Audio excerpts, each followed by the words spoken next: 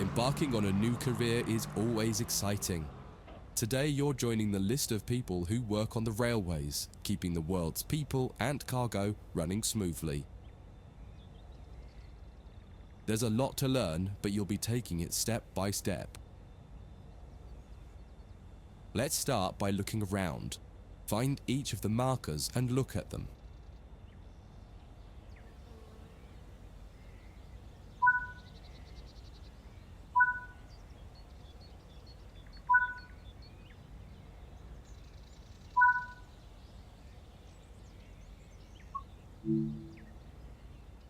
Before you get to the trains, take a quick tour of the facility here and learn the basics of moving around on foot.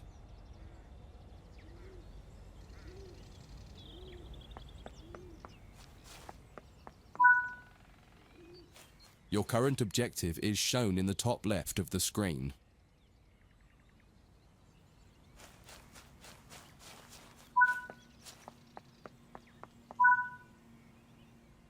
You've just been awarded some action points. These are displayed in the top right corner of the screen and count towards your overall experience level for the game. This is one of the many route tasks you can discover. Keep an eye out for other tasks that will ask you to place, collect, or fix a variety of things. Head into the main building to continue your induction. Walk over to the waiting area on the right. Let's take a seat for a minute.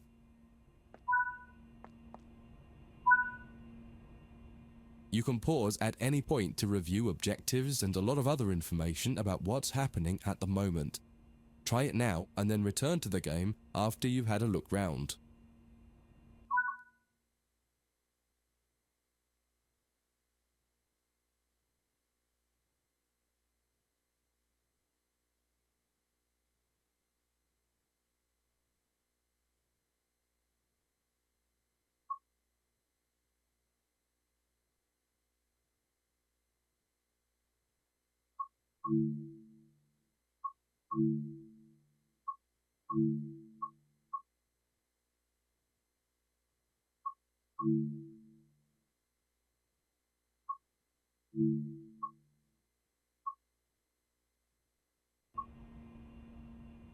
Now that you've covered some of the basics of moving around and interacting with the environment, let's take a walk through the building and find the trains.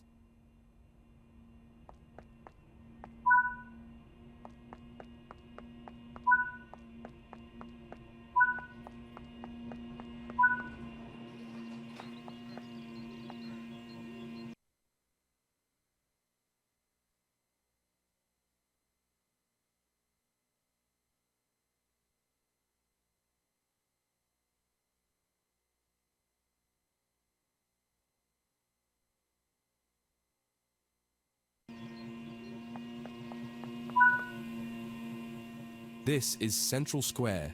From here you can explore the main training center depot and surrounding yards. Your journey operating trains is just getting started here at the training center. Remember, you can always come back here from the main menu to refresh your knowledge if you're unsure about anything.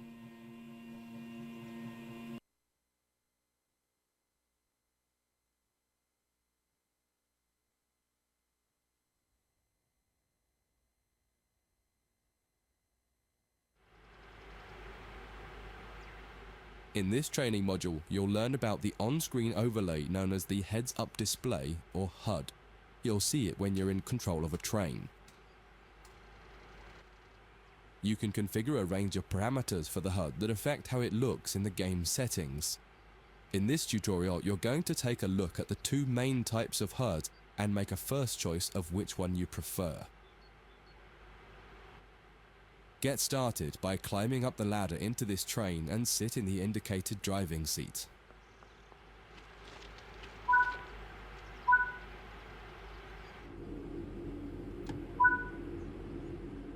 Welcome to the most important seat in the train.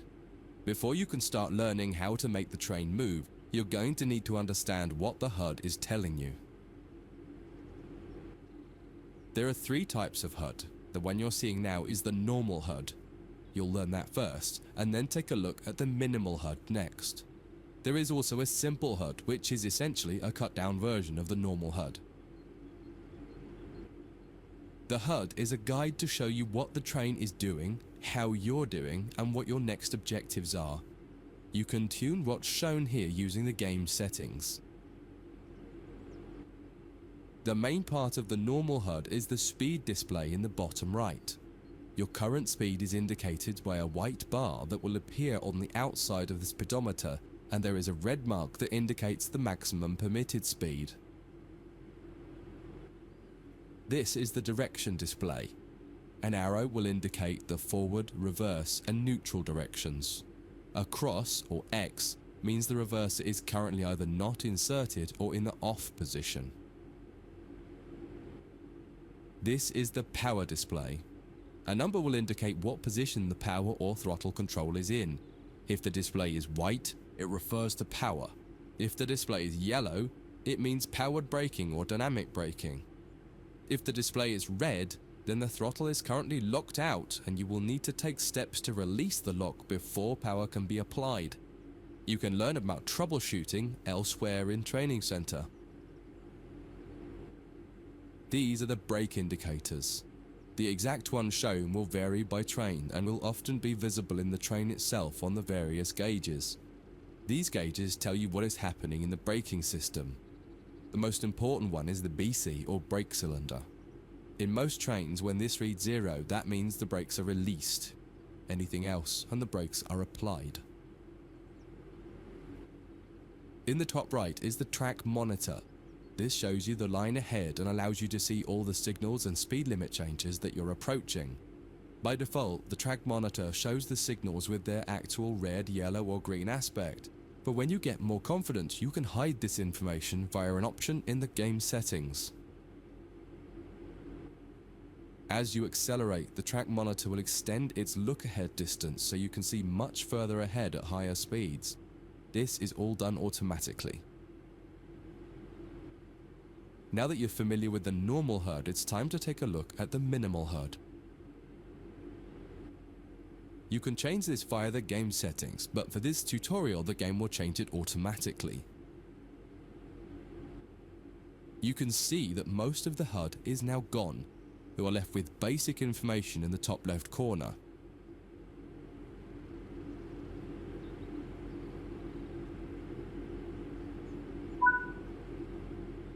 The minimal HUD immerses you in the experience of driving the train.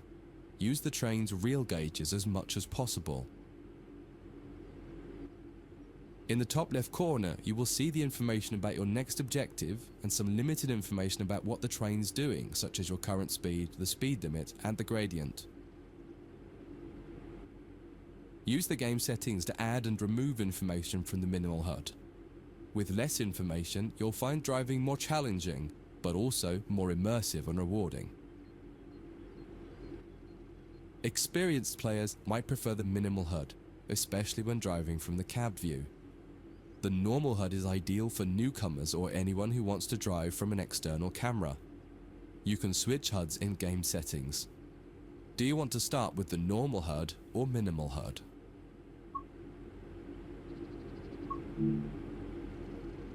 That concludes this module. If you wish to replay it, you can come back to it at any time via the training center.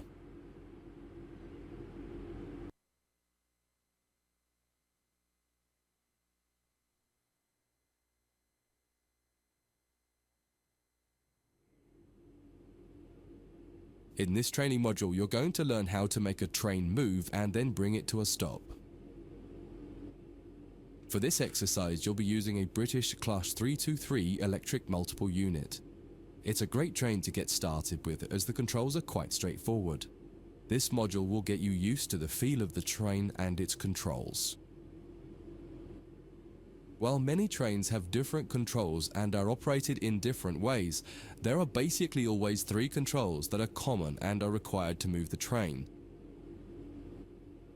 The reverser chooses the direction you're going to move in. It often has 4 positions: off, forward, neutral, and reverse. The brakes are used to slow or stop the train.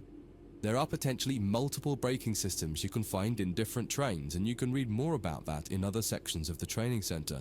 For now, the Class 323 has a very simple braking system. The throttle controls how fast the train accelerates. In this train, the throttle and brakes are controlled by a combined power and brake handle. Moving the handle in one direction will apply power. The middle position is neutral and does nothing, and then the other range applies the brakes. You will find in some other trains that the throttle and brakes are on separate handles. Before you go any further, set the headlights for daytime running and ensure the tail lights are off.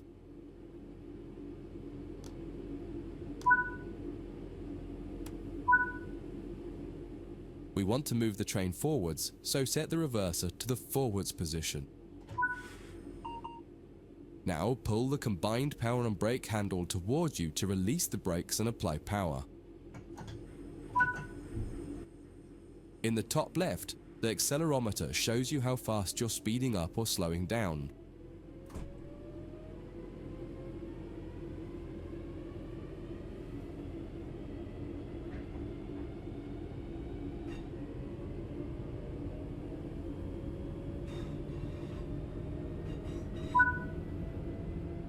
Now that you've reached your target speed, you can move the throttle control back to the center position. The train will then coast on level ground and only slow down very gradually.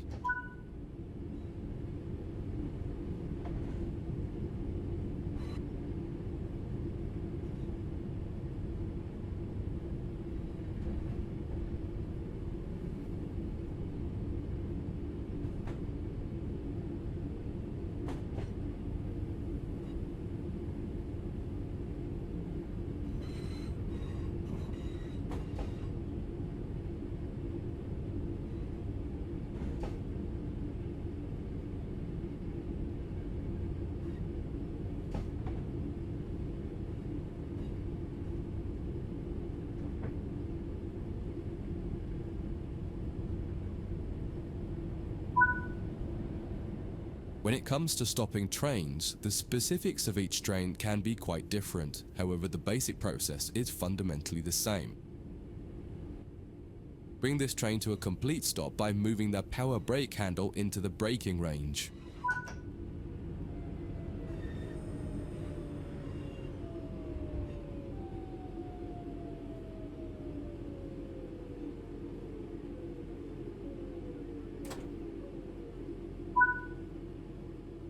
The amount of braking you will need to apply also varies depending on whether you're going uphill or downhill and how heavy your train is.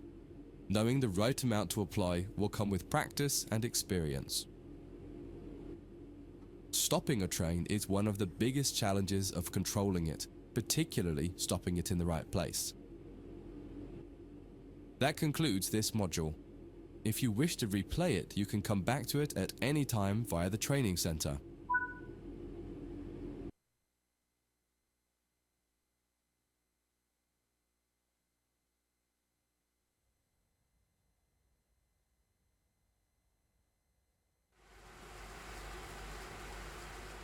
In this training module, you'll be learning basic passenger operations in this Class 323 electric multiple unit.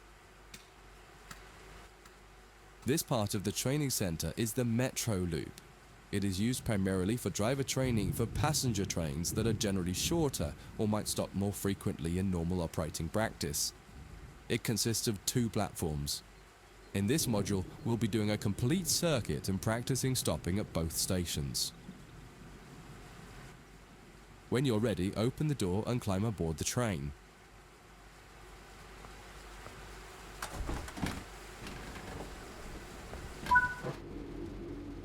Take a seat in the driver's position.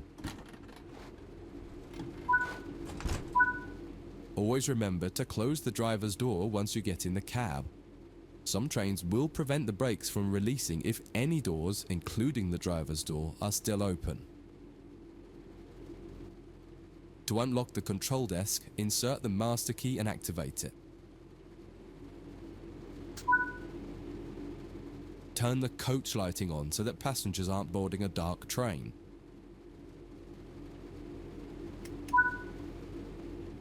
To allow passengers to board the train, you will need to open the correct doors.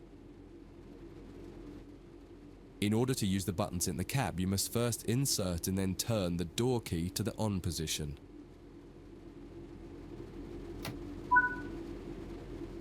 As the platform is on your left, press the open doors left button. The weather has turned quite bad, so you'll need to turn the wipers on.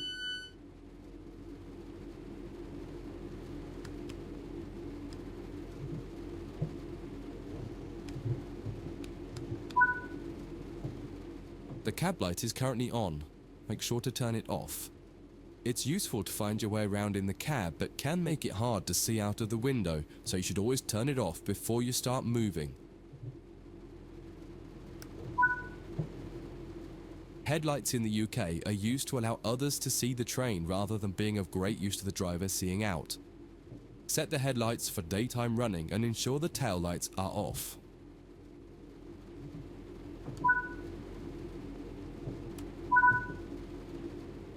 While the passenger doors are open and the loading objective completes, you'll notice the bar in the top left slowly rising. Once it reaches the top, the objective will complete and it will be time to close the doors.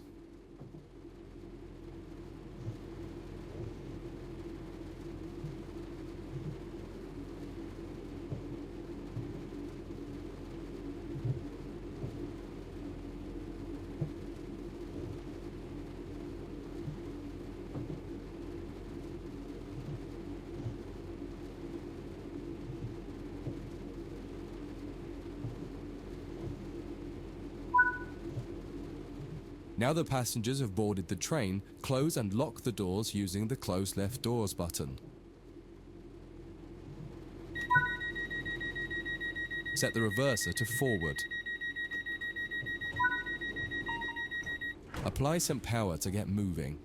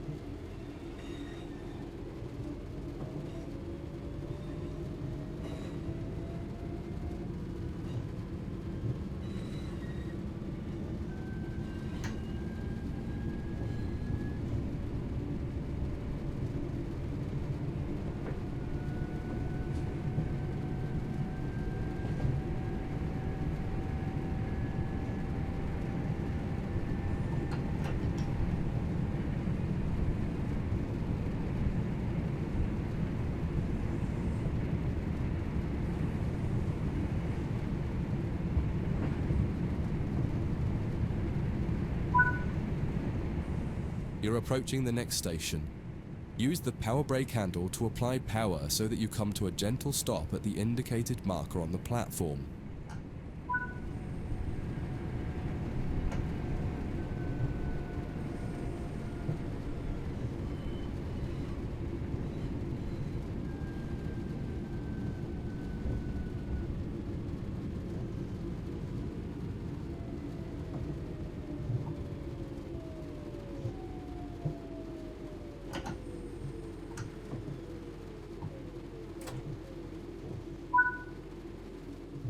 This platform is on the right, so you'll need to use the open right doors button to unlock and open the doors this time. Once again, observe the objective indicator on the HUD to tell you when it is completed.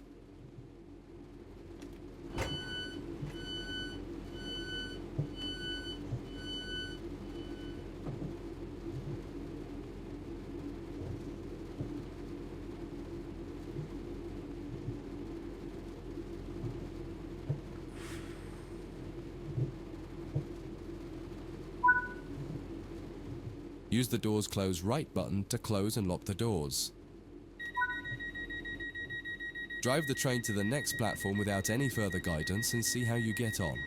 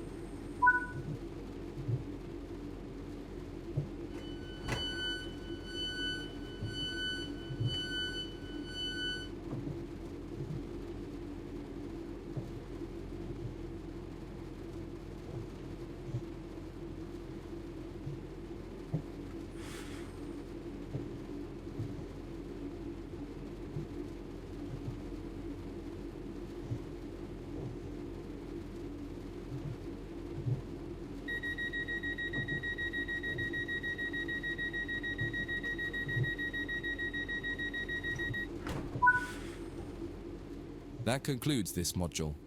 If you wish to replay it, you can come back to it at any time via the training center.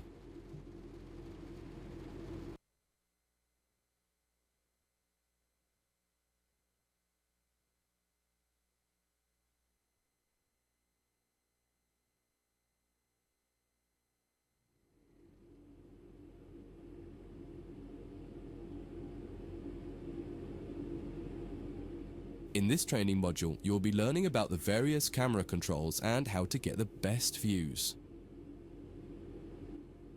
You can drive from in the cab or an exterior camera. Exterior views are particularly useful for coupling and uncoupling.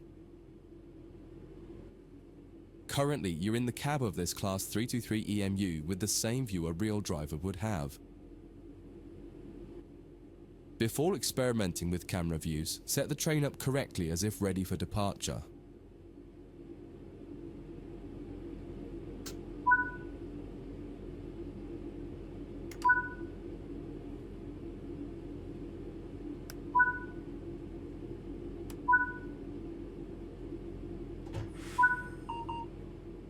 We will now explore the camera controls.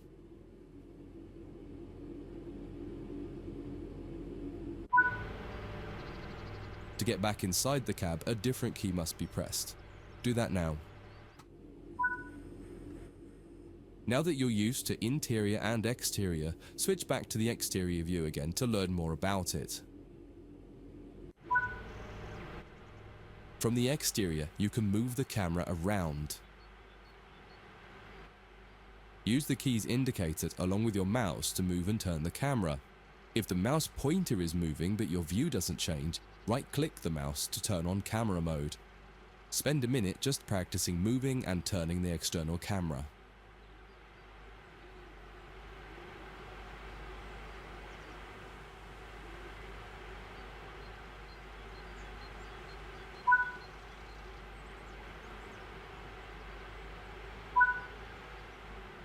You can zoom in and out using the mouse wheel. Try it now.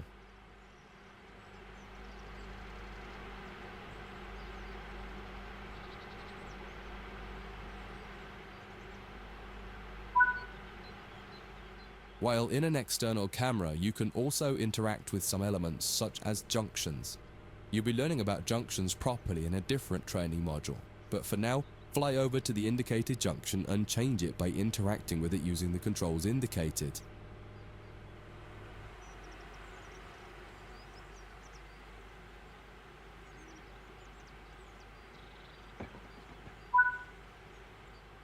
There's a lot more to learn about cameras, including numerous other camera modes. You can find out more in other areas of the training center. That concludes this module. If you wish to replay it, you can come back to it at any time via the training center.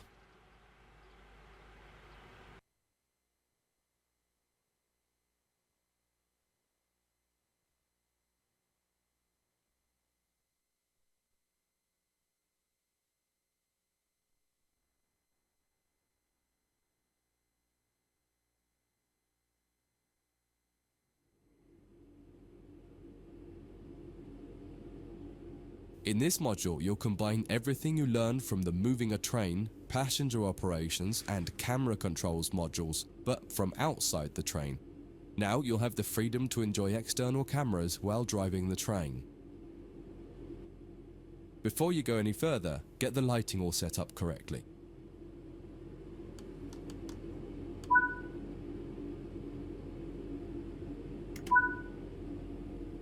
You can activate the master key by pressing the indicated keys. Now press the keys indicated to set the reverser to forwards. Just as with other modules, you're currently sitting in a Class 323 multiple unit. You must now switch to the exterior camera. If you need a reminder on how to do this, head over to the camera controls module first and have a quick refresher.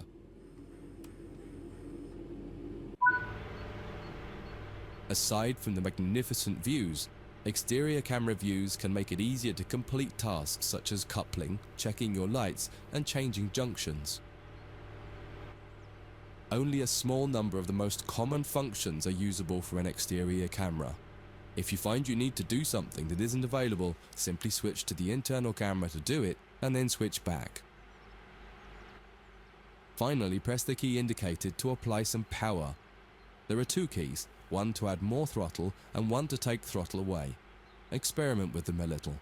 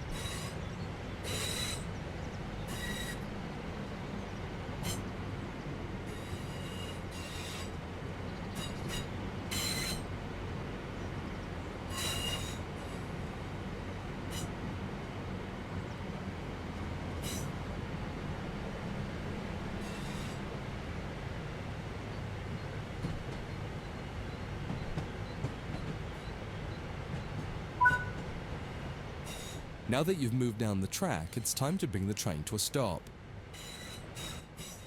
Use the keys indicated to adjust the power brake handle to apply some brakes.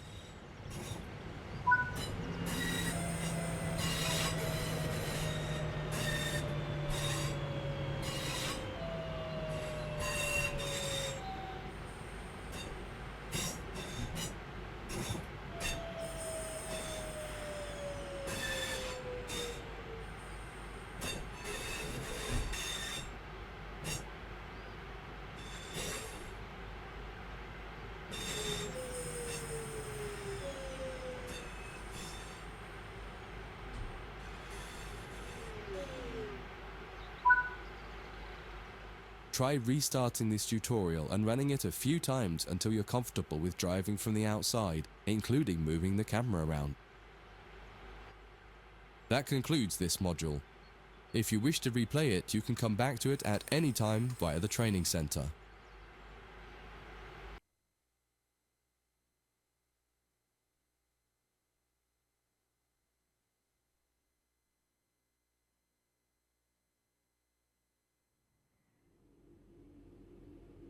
In this training module, you'll be learning how to shut down a cab and change ends of the train so that you can drive in the other direction. You'll bring this unit back to central square sidings. You'll need to change ends a couple of times. Don't worry about how the train is going to get there though, all the paths are going to be set for you. You just need to change ends and then drive when you're given instruction to do so. Get started by setting this cab up for operation. Activate the master key first to unlock the control desk. Set the headlights for daytime operation and ensure the tail lights are off. Set the headlights for daytime operation. Set the reverser to forwards, as that's the direction you'll be going. The first move brings the train forwards to the junction around the corner from here, and you'll be stopping once the rear of the train has cleared it. Apply some power and drive forward a bit so that we can prove that this cab is working and the train moves as expected.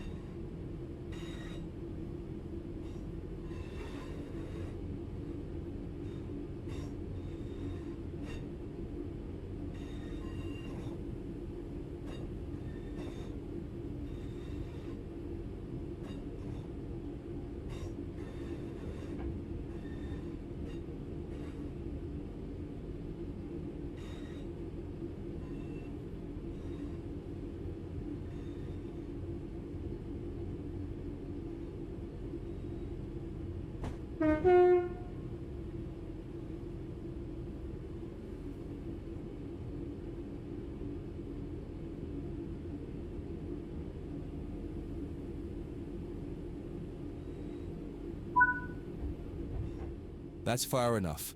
Bring the train to a stop.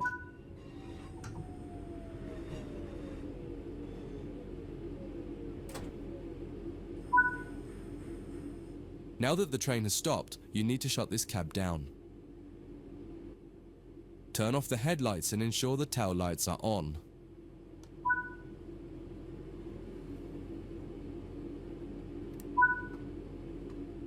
Set the reverser to off. Remove the master key.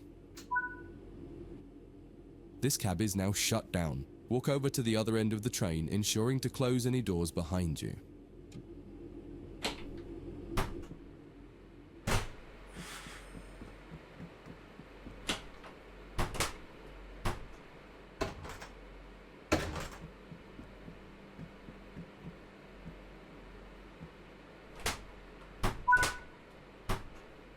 Sit in the driver's seat.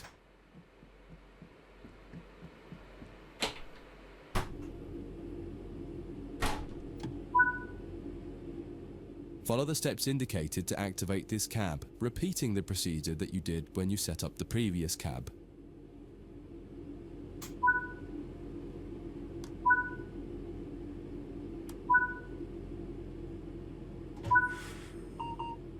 Now that the cab is active, wait for the yard controller to give us permission to proceed forward once they've checked and blocked all the junctions for us. You're good to go. Apply some power and get moving. Your next destination is going to take you to the left and into the switch lines west of the training center.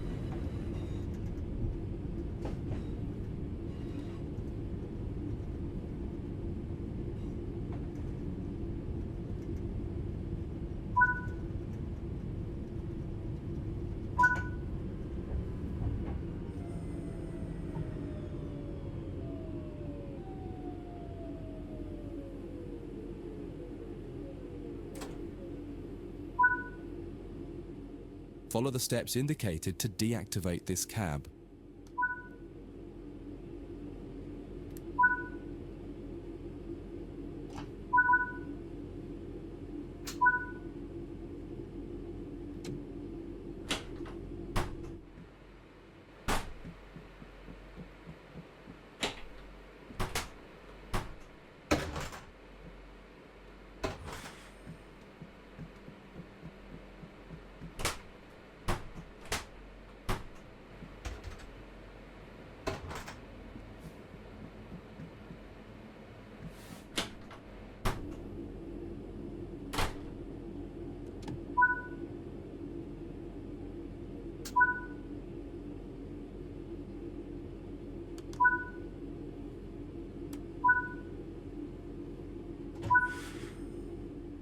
Now that the cab is active, wait for the yard controller to give us permission to proceed forward once they've checked and locked all the junctions for us.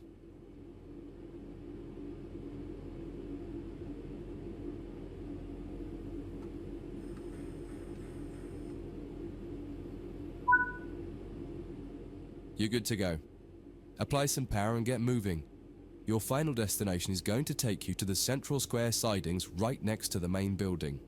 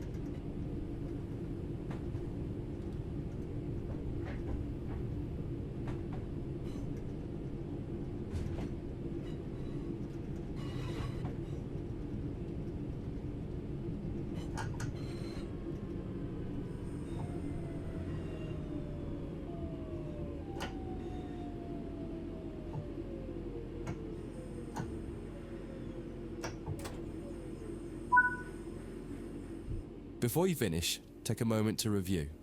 When changing cabs on almost any train, there are some common things to double check before you depart the cab you're finished with. What position have you left the throttle and brake controls in? What position is the reverser in? Are the headlights and taillights set up correctly for what will become the rear of the train? Are all doors closed? Once you get used to each train you operate, you'll quickly begin to remember what each one needs and get used to the elements that are common between different trains. That concludes this module. If you wish to replay it, you can come back to it at any time via the training center.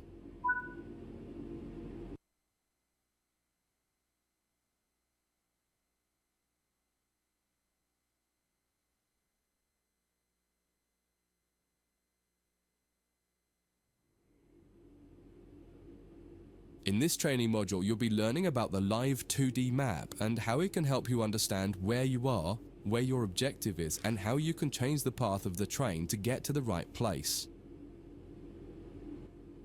Under normal circumstances, the driver has little, if anything, to do with where a train is going. It's all handled centrally by a signaling center or dispatcher. Within yards and depots, however, you will find that these are often managed by the crew of the train directly. That means you. You can tell whether a junction is manual or automatic by looking at it. If it has no big lever, then it's automatic and you can't influence it.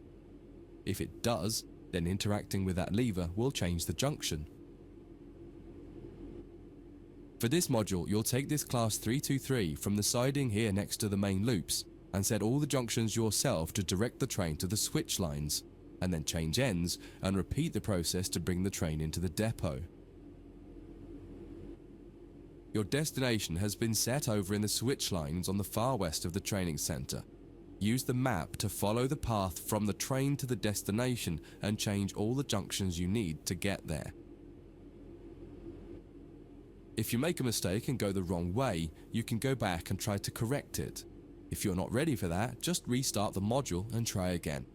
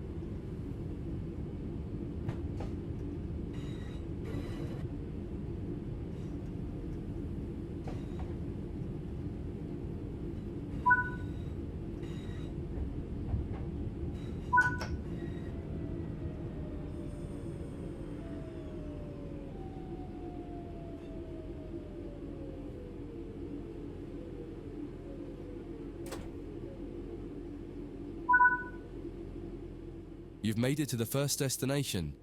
Go ahead and change ends in the train and you can try one more time for practice.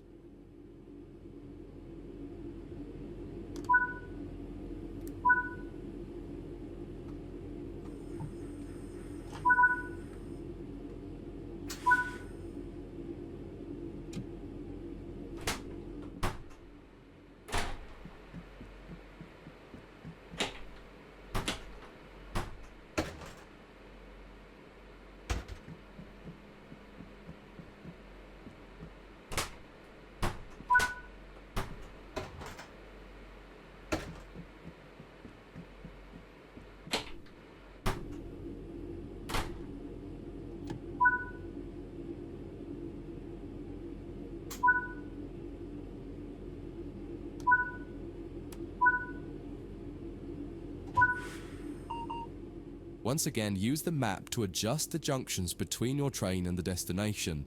Where the black lines on the 2D map aren't aligned with the blue path, change the junction. When you're ready, get moving.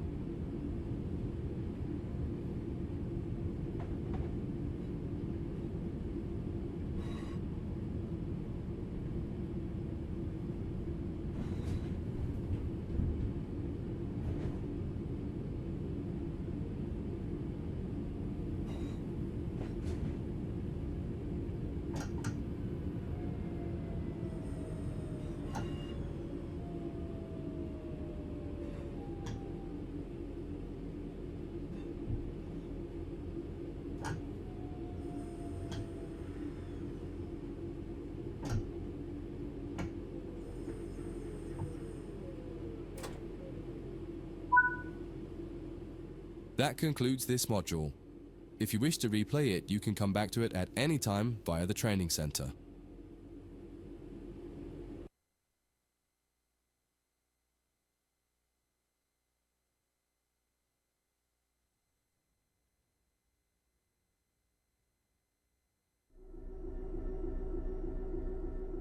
In this training module, you're going to learn to drive a diesel-electric locomotive and how the controls differ from a multiple unit. This is a BR Class 66 diesel-electric locomotive typically used for freight operations in the United Kingdom. In some trains, it is first necessary to insert the reverser handle. We need to do that on this one.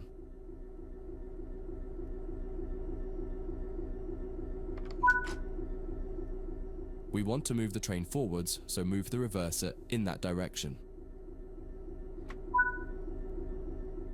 The train brake on the Class 66 uses a sprung lever.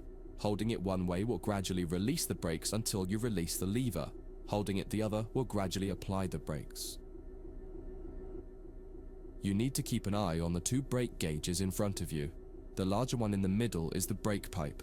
The outside needle shows the target pressure and the inside needle shows the actual pressure. When you apply or release the brakes, the outer needle moves and the onboard control systems will begin to adjust the brakes to match your setting. You can make a change to the brakes and focus on the road ahead while the system works to match the pressure you've set. The second gauge of note is the brake cylinder gauge, which is the second from the left. This tells you exactly what is happening with the brakes on the two sets of wheels on the locomotive. If the needles are raised to a V shape, that means they are fully applied. When the needles are both pointing directly down, the brakes on the locomotive will be fully released.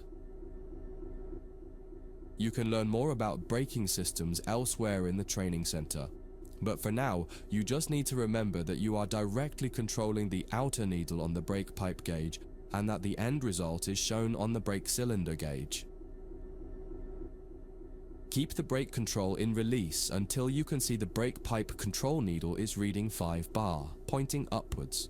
This will release the brakes fully.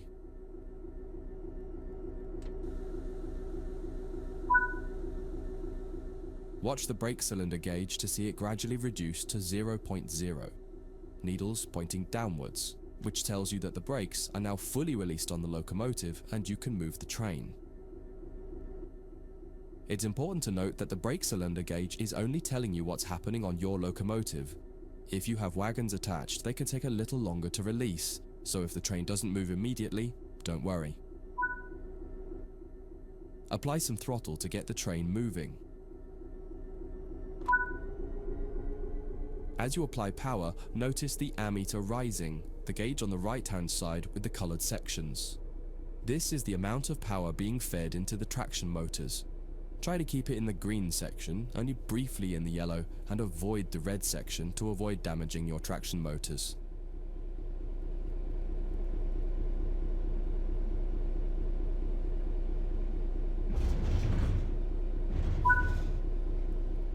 Now that you've reached your target speed, you can move the throttle control back to 0. The train will then coast on level ground and the train will only slow down very gradually.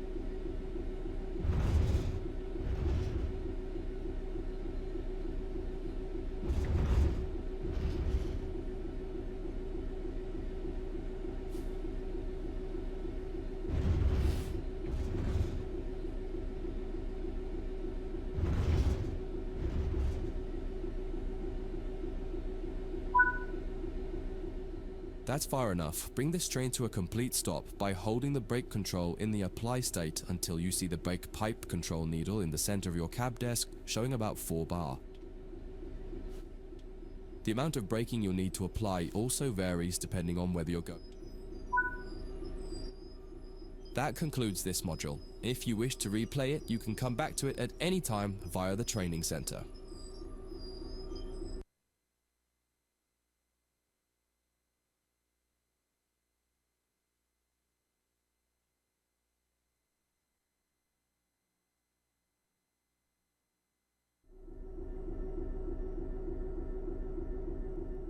In this training module, you'll be learning about changing ends with a locomotive. Many types of locomotives have 2 cabs in order to make them as versatile as possible. While the cabs are often virtually identical, they are often referred to as either the A and B ends, number 1 or 2 end, or simply their front and back. Usually the designation of the cab is written somewhere in the cab. In the case of the Class 66, it's above the window on the right-hand side. In this case, you can see you're in the number 1 cab. All the junctions will be set for you in this module. You'll just be focusing on the locomotive. First, get the train moving forwards and drive over to the indicated stop marker and come to a stop in the platform somewhere.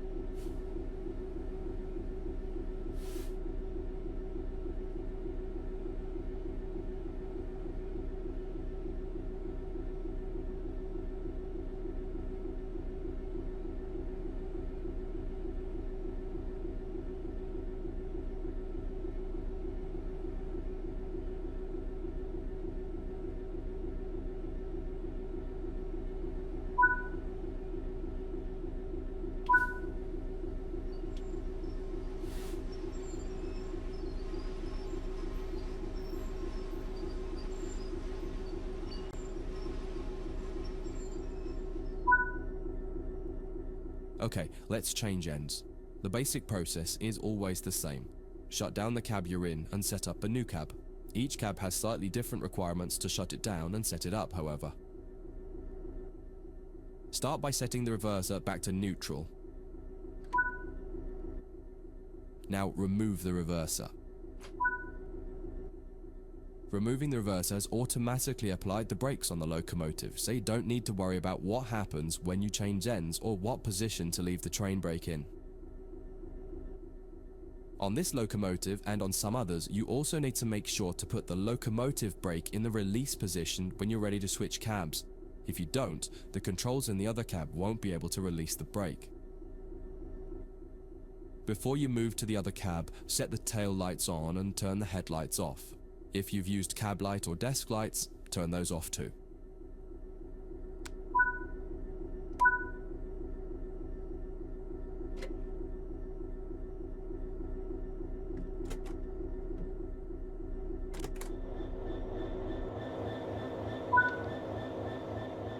Head to the other cab. You'll need to leave the train and get back on board at the other end. While some trains allow you to walk from cab to cab internally, it's often hot and uncomfortable.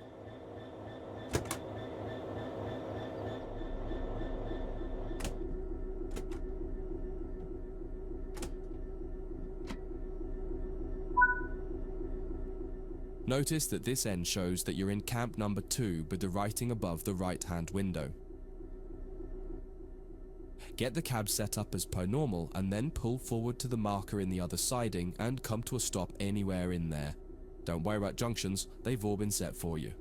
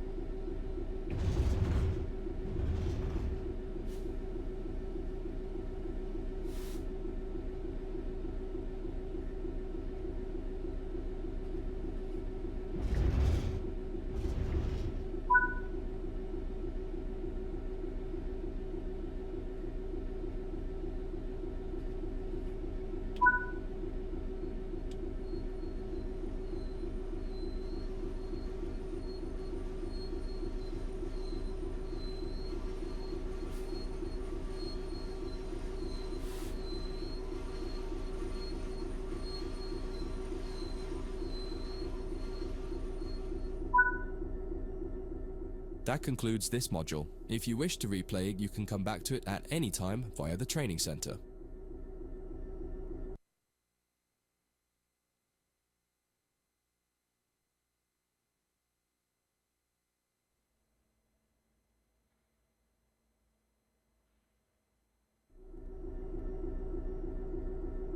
In this trading module, you'll move some mineral wagons to a new location and learn how to couple and uncouple the wagons to your locomotive.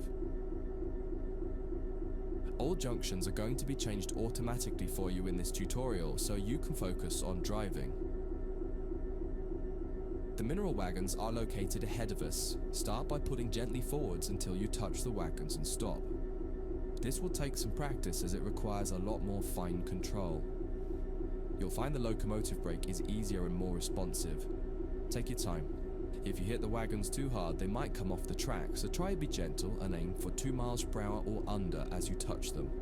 You may also prefer the external camera to give more visibility, particularly as you get close to the wagons.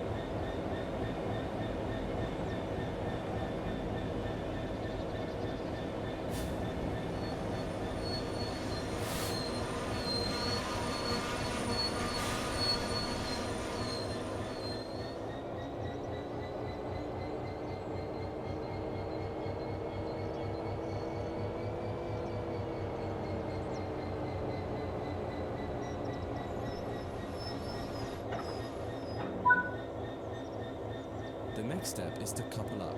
You can either do this by using the external camera or by getting out and doing it by hand. In this tutorial, you'll learn both techniques so you can decide which one you prefer. There are many types of couplers on the railways. In this case, you've got conventional UK chain couplings, which simply need you to put the loop over the hook on the other vehicle. In the sim, you can do this by simply interacting with the coupler when you see the appropriate prompt.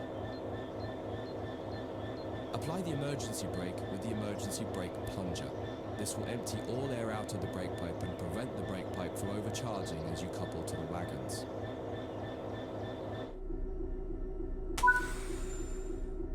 You'll do this one by getting out of the train. Leave the cab and walk over to the coupling.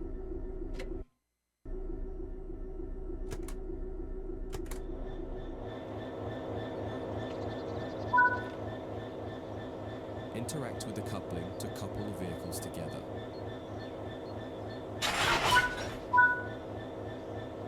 Now head back to the cab.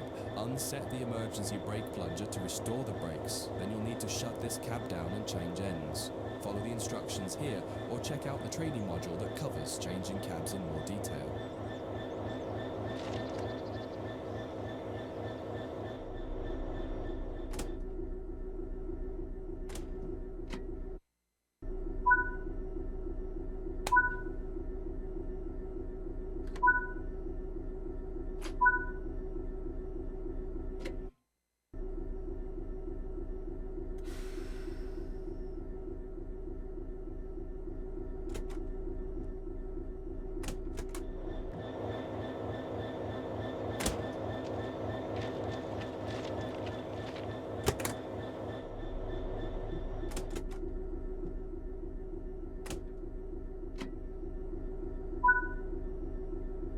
Set up the train while you wait for the yard manager to give you the all clear to reverse into the siding once they've changed the junctions required.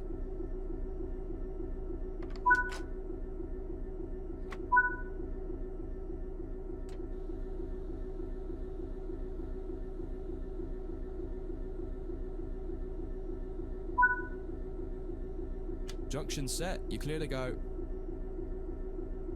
Now pull the train forward and notice how the brake pipe responds more slowly as you release the brakes.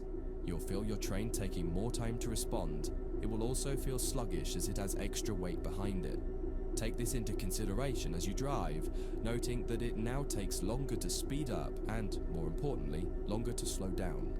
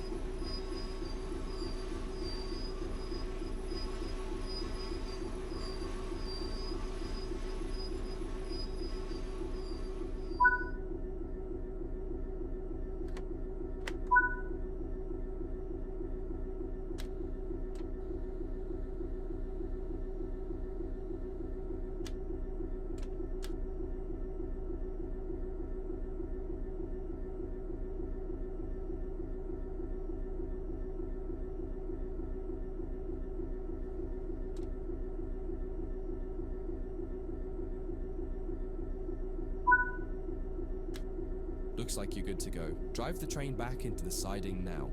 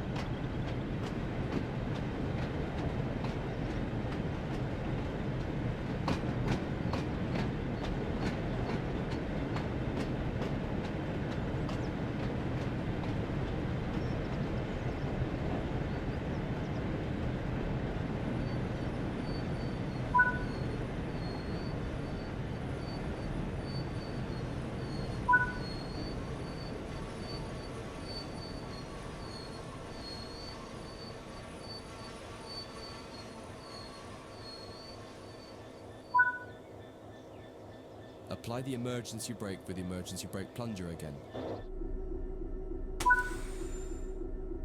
This time, use the external camera for the uncoupling operation. Switch to the external camera now.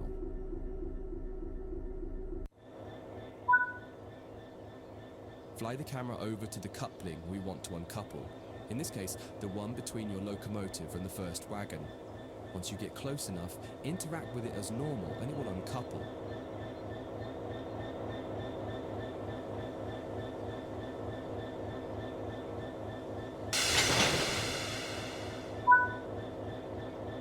That concludes this module. If you wish to replay it, you can come back to it at any time via the training center.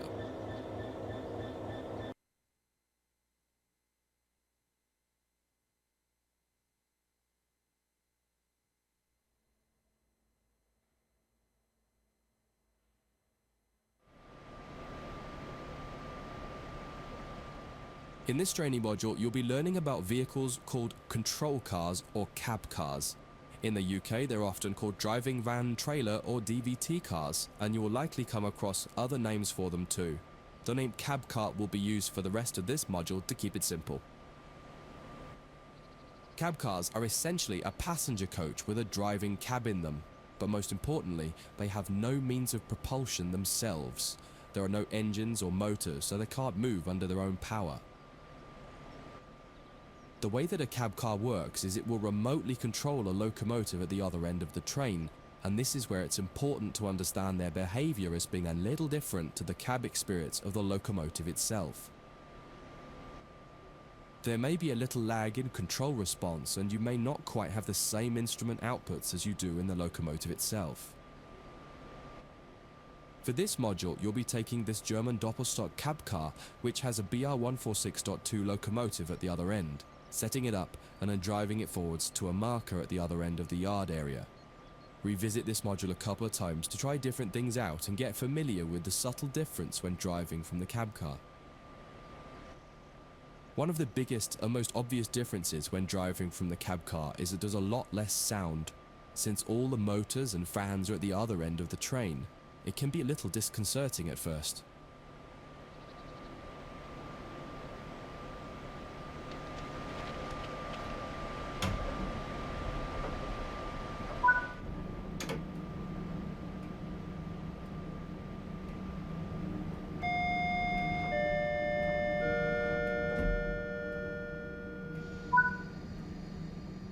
Engage the brake system by turning this key.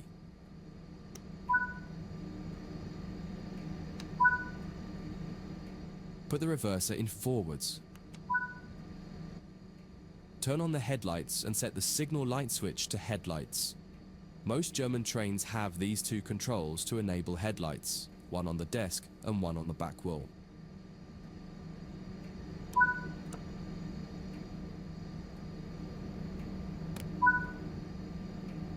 Ensure the doors are closed. Release the brakes and apply some power to get moving.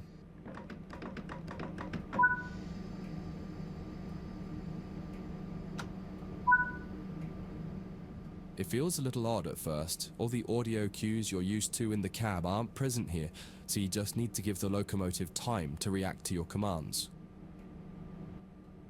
Experiment with some power and some brakes and see how the train reacts. You may find some sharp jolts happening because of how the slack is being bunched up or stretched out by the loco at the back. You can minimize this by making your first power or brake applications lighter and then increasing them. You'll get used to this with practice and experience.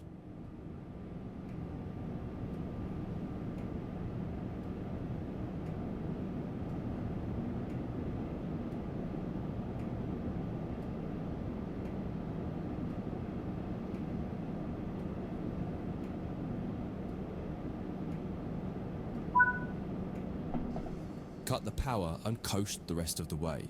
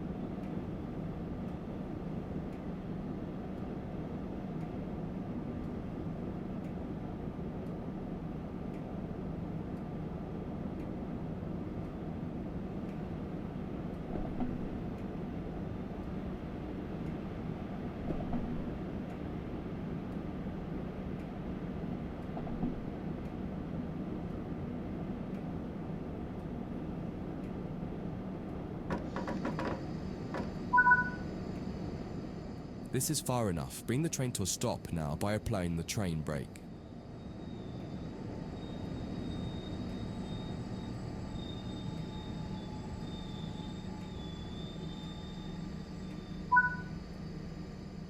This is just a brief introduction to cab cars.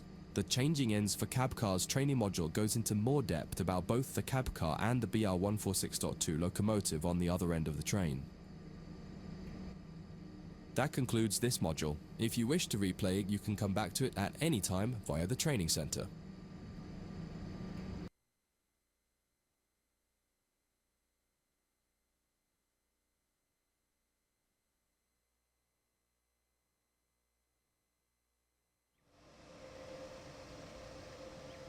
In this training module, you'll practice going between the BR146.2 locomotive at one end of the train and the cab car at the other.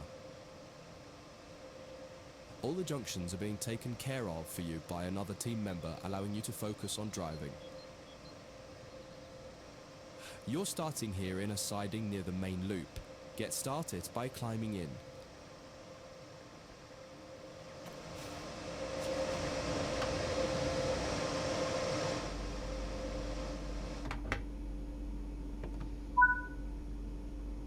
Insert the reverser handle and set the reverser to forward.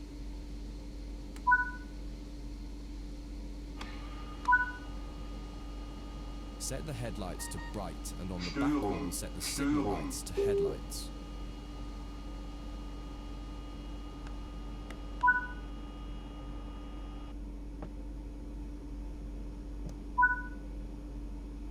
Release the brakes and apply power to get moving towards the marker.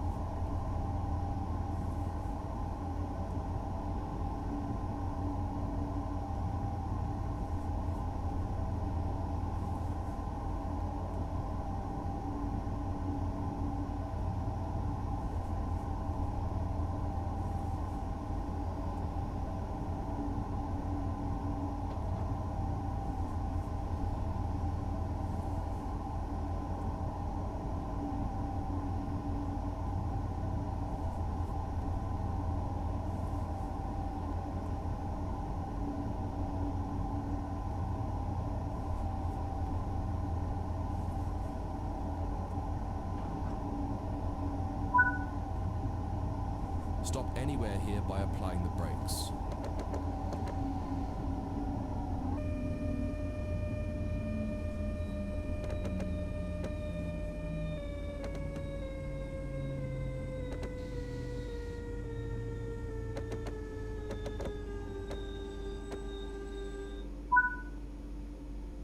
It's time to get the locomotive cab shut down. Move the train brake handle to the full service position. Set the reverser to off and remove the reverser handle. That will deactivate the cab.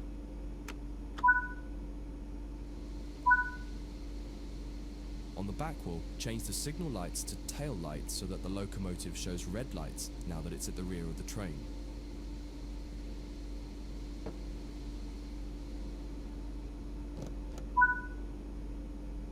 With the cab shut down, you can move to the other end of the train. Exit the cab and walk along the side of the train to the cab car. Don't forget to close the door before you leave.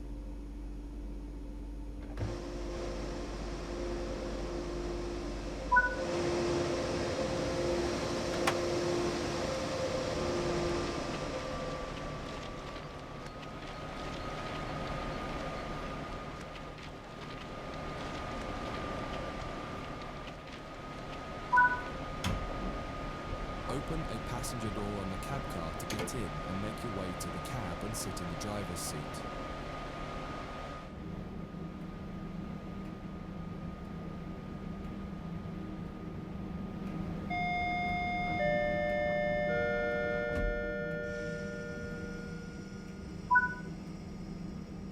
You now need to get this cab set up. Start by turning the brake key to activate the brakes. Insert the reverser handle and set the reverser to forward.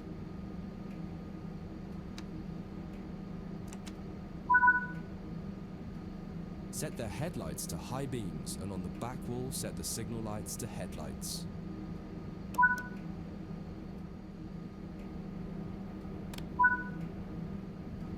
Check if there are any doors open and if so, close them.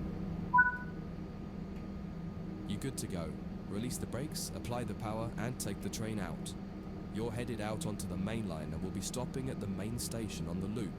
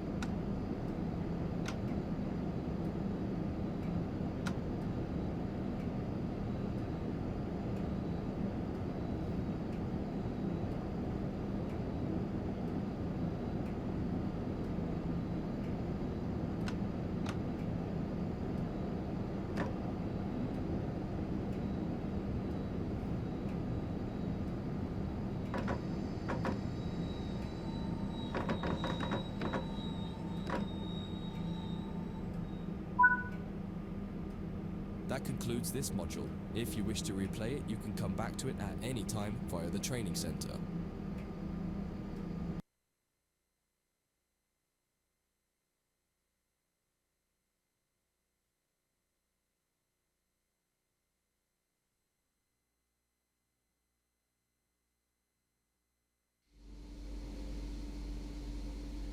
In this training module, you're going to learn how the German AFB cruise control system works.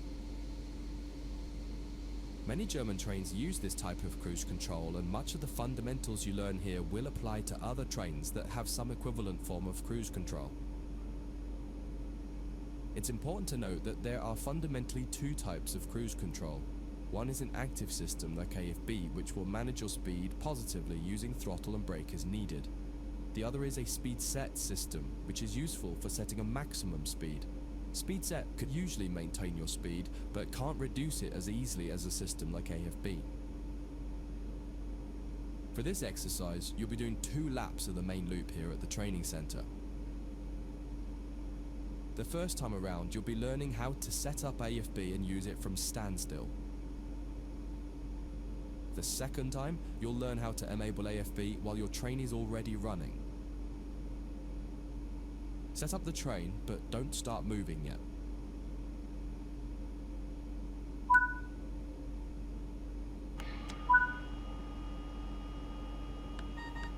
Störung, Störung. Turn the AFB system on. AFB, AFB, AFB. You can now set the target cruise speed using the AFB lever. Set it to 40 km per hour for now.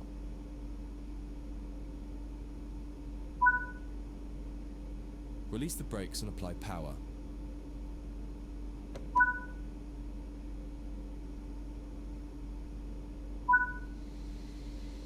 As the train accelerates, you can apply more power as needed.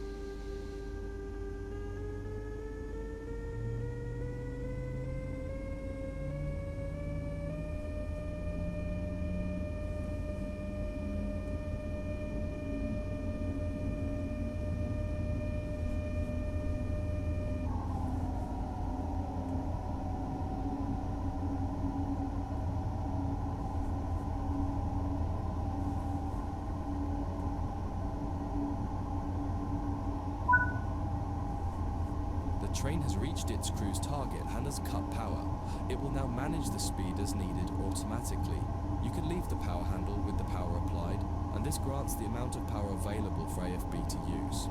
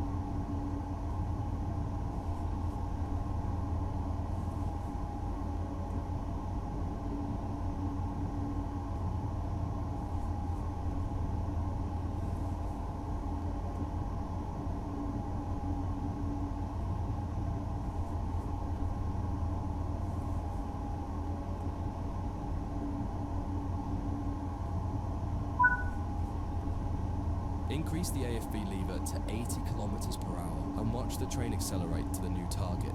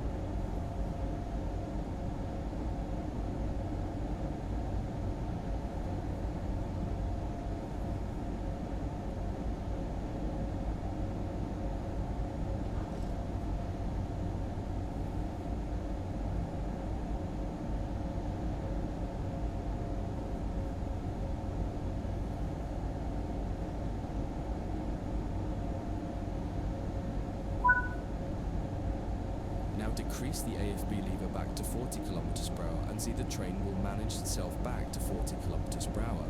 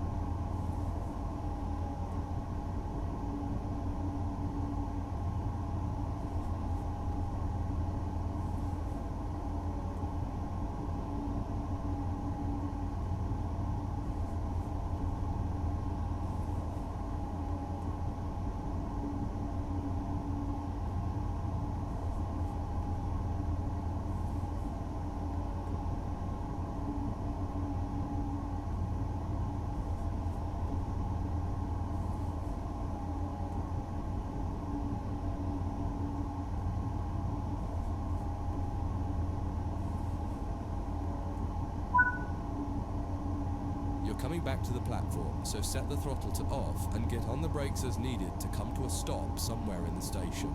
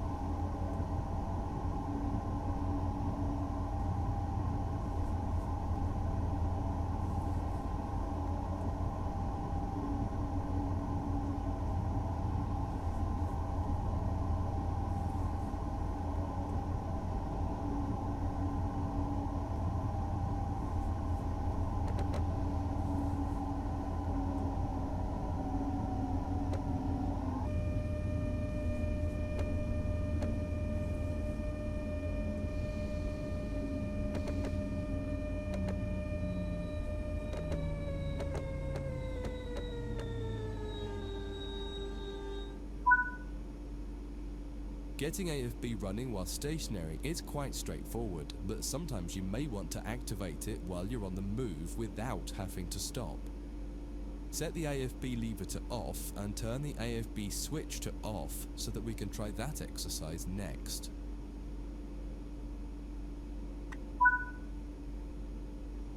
AFB, AFB, AFB.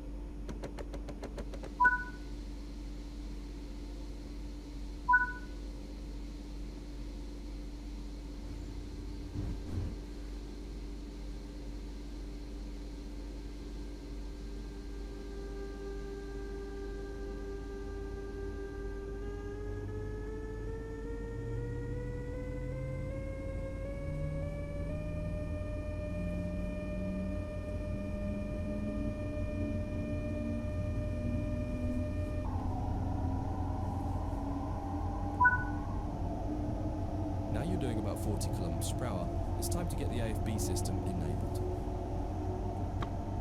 First, completely cut the power handle to off. Next, set the AFB to the maximum position. Don't worry, it can't do anything because the power handle is set to off.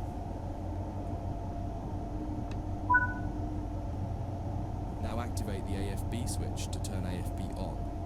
AFB, AFB, Move the AFB. AFB lever to 80 kilometers per hour so it can speed up.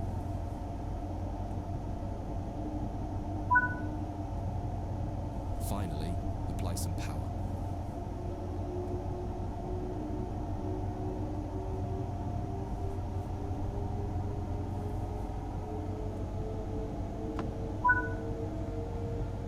Notice that we're now accelerating, and if all has gone well, you'll see the power cut out around the 80 kilometers per hour mark as AFB is managing your speed.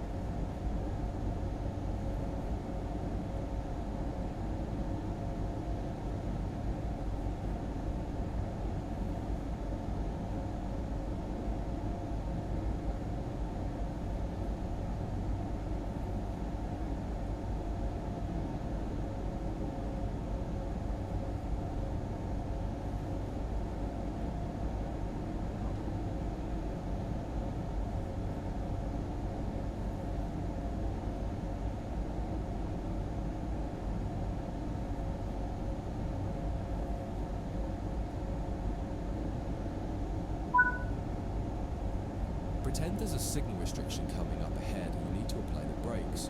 Use the brake lever to bring the train down to around 40 kilometers per hour and then release the brakes.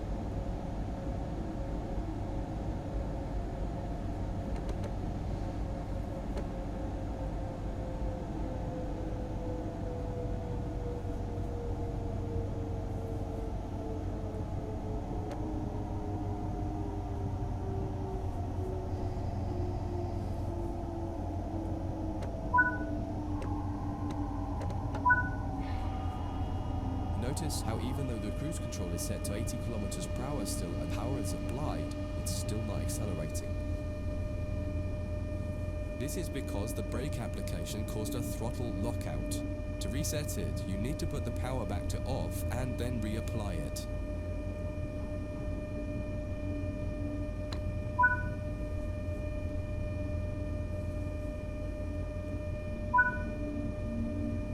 Perfect.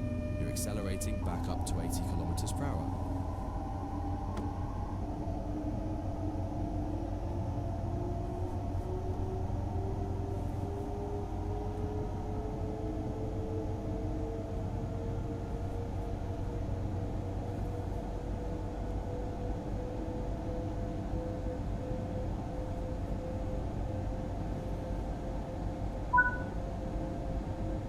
Headed back to the station again, so bring the throttle to off and use your brakes to bring the train to a stop in the platform.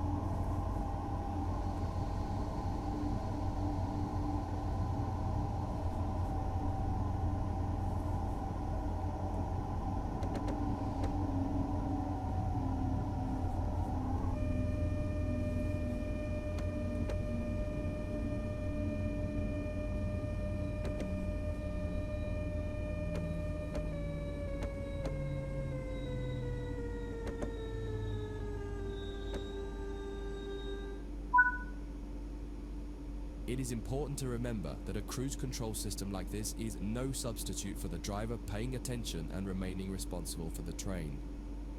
Cruise control systems also cannot be relied upon to slow the train at an appropriate rate when approaching red signals or speed reductions, so you should be ready to use your brakes as needed. That concludes this module. If you wish to replay, you can come back to it at any time via the training center.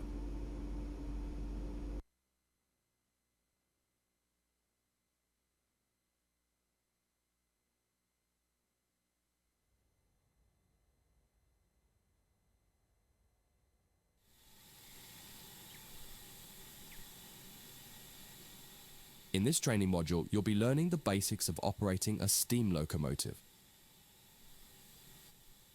You'll be driving this Stanier Class 8F steam locomotive. When you're ready, climb onto the footplate.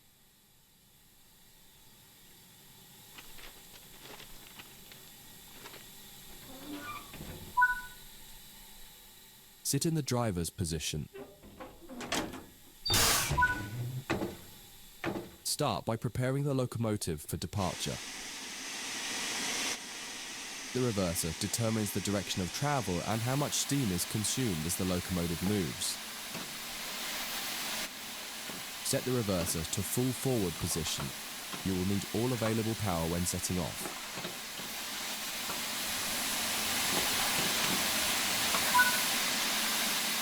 This locomotive has a combination brake that controls both steam and vacuum brakes. Steam brakes will apply on just the locomotive. Vacuum brakes will apply to the rest of the train so long as it is equipped with vacuum brakes. The brakes are released when a vacuum is created. The driver can use the brake handle to destroy the vacuum, which will start to apply the brakes. To create a vacuum, you should use the ejectors. The small ejectors should be left open when the train is running. The large ejector can be used to more quickly increase the vacuum after coupling or heavy braking.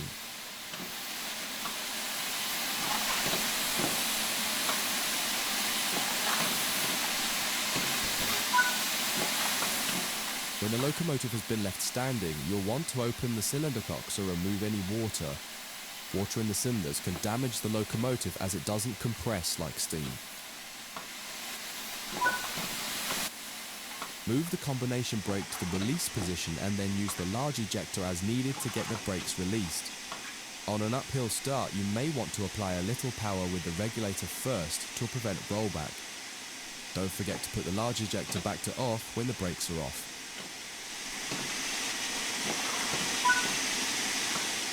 The regulator acts like the throttle control for steam locomotives. It controls how much steam is delivered into the cylinders. Applying too much power too early can cause wheel slip, so increase it slowly. After a few wheel rotations, the cylinder should have been blown clear by the steam jetting out of them, so you can close the cylinder cocks to get full power in the cylinders and prevent further steam waste.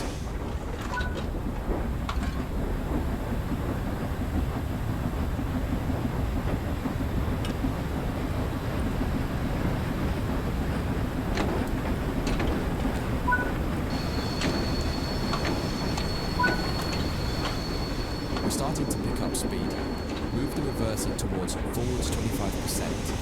This reduces the amount of steam let into the cylinders and saves energy.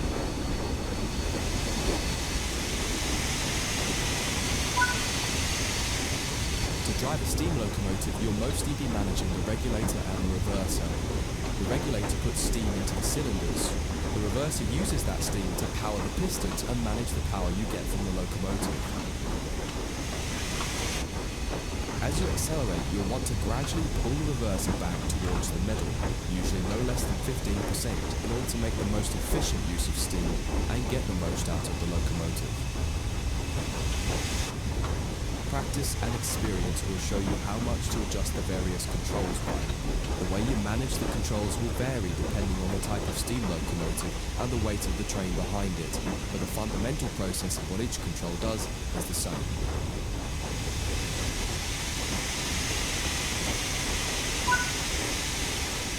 Use the combination brake to apply some braking force and bring the train to a stop.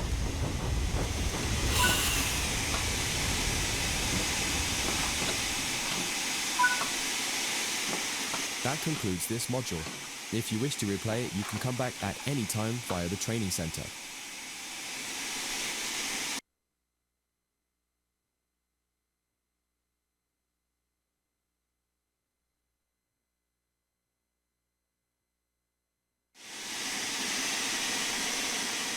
In this training module, you'll be learning basic passenger operations in a Stanier 8F steam locomotive. When you're ready, set up the locomotive for driving. The reverser determines the direction of travel and how much steam is consumed as the locomotive moves.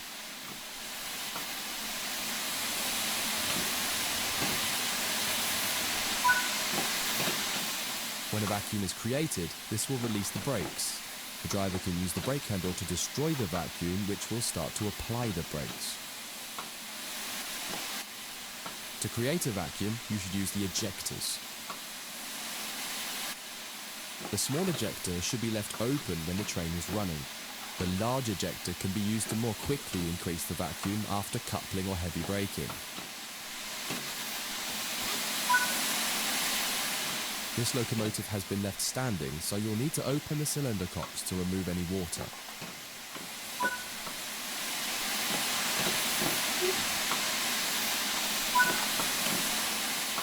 Slowly open the regulator to apply some power. Power delivery is delayed in a steam locomotive, and applying too much power too early can cause wheel slip.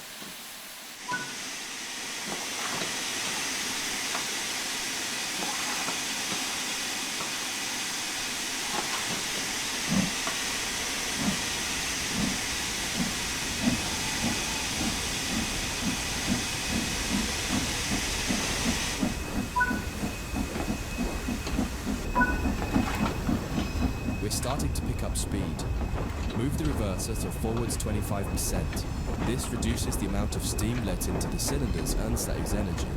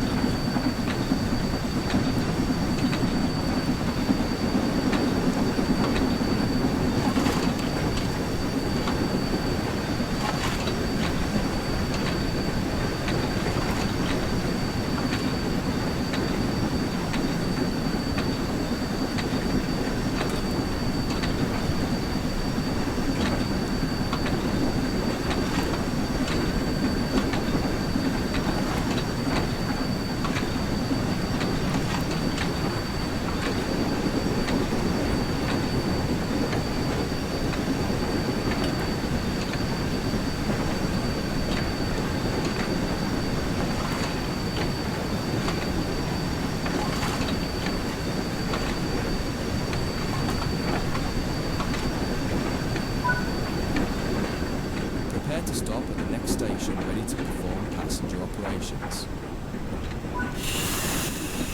Close the regulator and gently apply the combination brake to bring the train to a stop at our destination.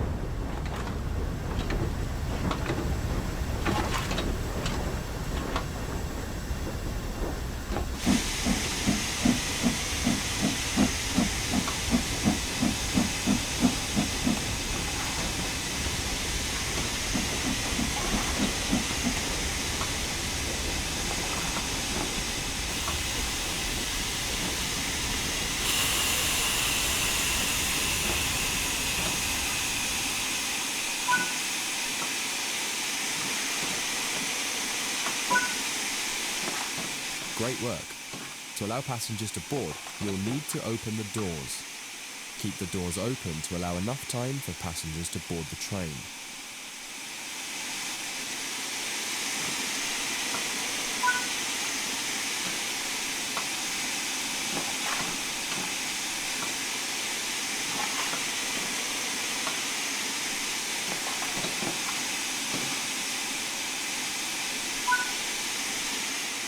Now the passengers have boarded the train, close the doors.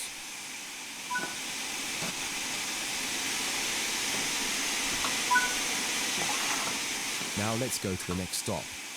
Once the wheels have rotated a few times with the cylinder cocks open, you should close them to preserve steam.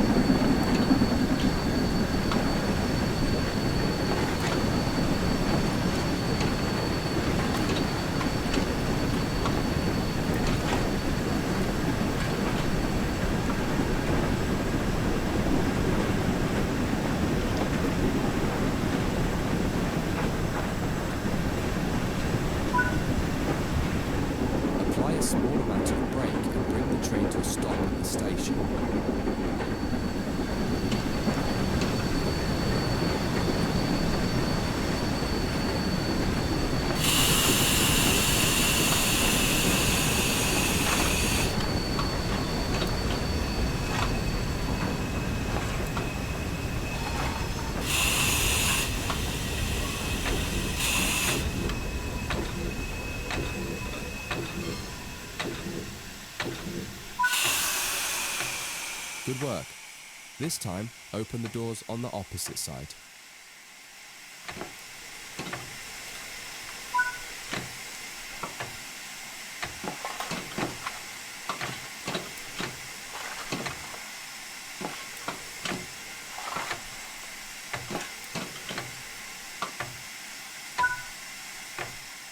Close the doors.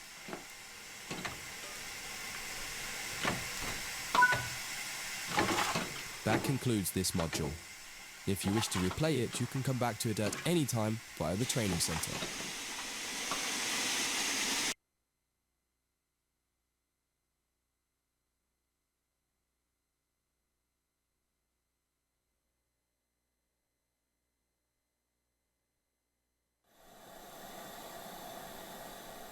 In this training module, you will learn how to refill this stowing ATF locomotive with water and coal. In this steam locomotive, the water and coal needed for operation are stored behind the cab in what's known as a tender. Firstly, you'll need to prepare the locomotive to receive water. Walk over to the water crane and move the water hose over the rear of the locomotive's tender.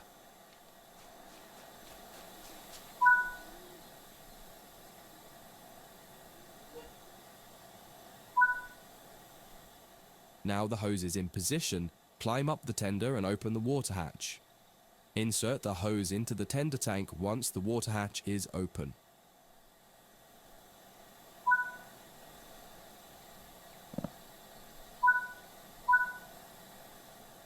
Great. The hose is in and the tender tank is ready to be filled. Climb down the ladder and turn on the water to start filling the tender tank.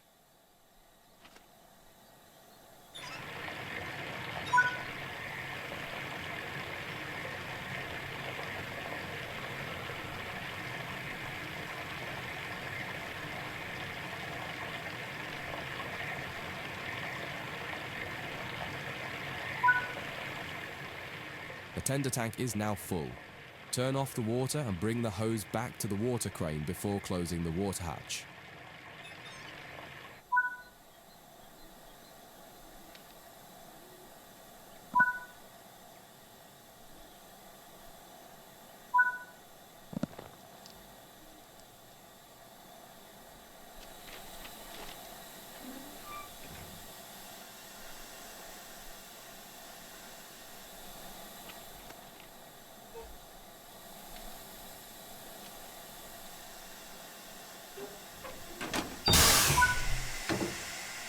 Okay, now you need to fill the tender with coal. Move the train so that the tender is underneath the coal tower. As soon as your tender is suitably positioned, it will automatically begin refilling.